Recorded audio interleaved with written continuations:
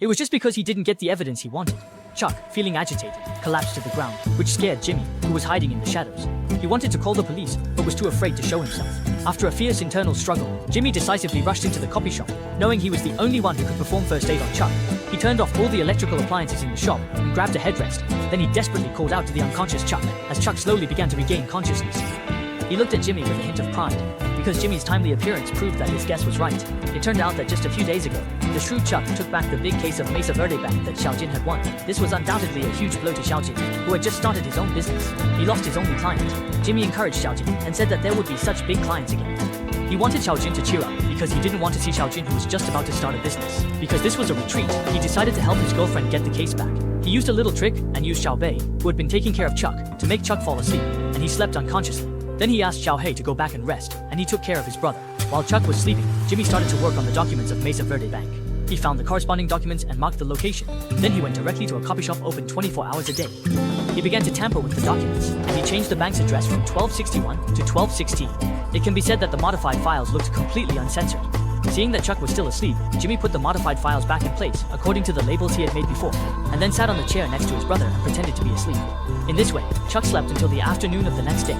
After a few simple words of concern, Jimmy began to ridicule Chuck and Howard for stealing Xiaojin's customers, but Chuck's condition was still true at this time. He didn't have the energy to quarrel with Jimmy because he had to prepare for the lawsuit for the Mesa Bank case. But what he didn't know was that this would be the most embarrassing moment in his career. The next day, Howard came to pick Chuck up to go to court. Jimmy hid behind a tree and watched them leave because he had to put the original document back. The court soon discovered that the address Chuck submitted this time was different from the previous one. Because of this mistake, according to the procedure, the judge had to postpone the case to 6 weeks before it could be heard again, which was a huge loss for the client. Chuck tried to plead with the judge, but in the end, it was not salvaged. Chuck couldn't believe that he would make such a low-level mistake. He immediately returned home to check the customer's information and found that the address was indeed 1261. Chuck couldn't accept this reality. He repeatedly confirmed that he saw 1216. Howard had to persuade him that everyone makes mistakes. It was this sentence that reminded Chuck. Chuck realized that his mistake was not that he misread the address number, but that he slept too deeply last night. This gave Jimmy the opportunity to tamper with the documents. At the same time, Xiaojin was cleaning up their law firm with Jimmy. As the saying goes, men and women working together are not tired, and the two of them soon cleaned up the law firm in an orderly manner. Just then, Xiaojin received a call from Paige. Because of Chuck's mistake, Kevin decided to entrust the case to Xiaojin. Faced with the case that was lost and recovered, Xiaojin was a little surprised. He told Jimmy the good news, but what he didn't know was that this was actually within Jimmy's expectations. Jimmy pretended to be unaware and celebrated for Xiaojin with a surprised look on his face. Soon, Xiaojin received a call from Xiao Hei, who was arranged by Chuck to inform Xiaojin to go to him to take Mesa Verde. Kim also asked Jimmy to come along to help with the materials.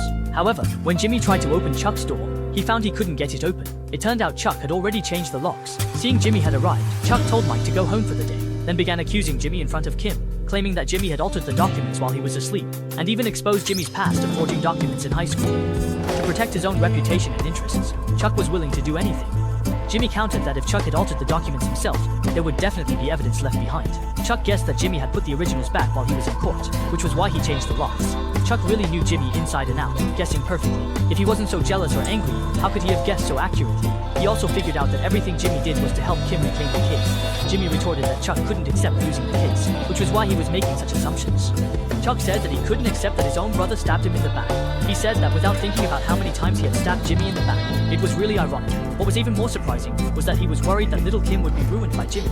It sounded like he was doing good for others, but in fact, he couldn't bear to see Jimmy being better than him. I guess little Kim is also speechless now. Facing Chuck's accusation against Jimmy, little Kim asked Chuck if he had any evidence, but Chuck said he knew his brother very well. This is the evidence. Based on Xiaojin's understanding of Jimmy, he believed that Jimmy could do such a thing, but he did not stand on Chuck's side. Instead, he directly criticized Chuck and made him speechless. But back in the car, Xiaojin was also very angry about Jimmy's behavior. He didn't want to take the case back in this way, but why did Chuck? Not necessarily Jimmy is better than himself. The play also gives a review of two past events. The first one is when Jimmy was just released on bail by Chuck. It was also the first time Jimmy came to Albuquerque. Chuck's wife met Jimmy for the first time. Before Jimmy came, the two had discussed the code to end the dinner, but unexpectedly, his wife was amused by Jimmy's eloquence. Jimmy's talent for humor is something Chuck doesn't have. After Jimmy left, his wife said that she had a very good impression of Jimmy. It was not like what Chuck said. Chuck planned to imitate Jimmy's humor to make his wife happy, but the jokes he told were not funny at all. This also sparked jealousy in him towards Jimmy.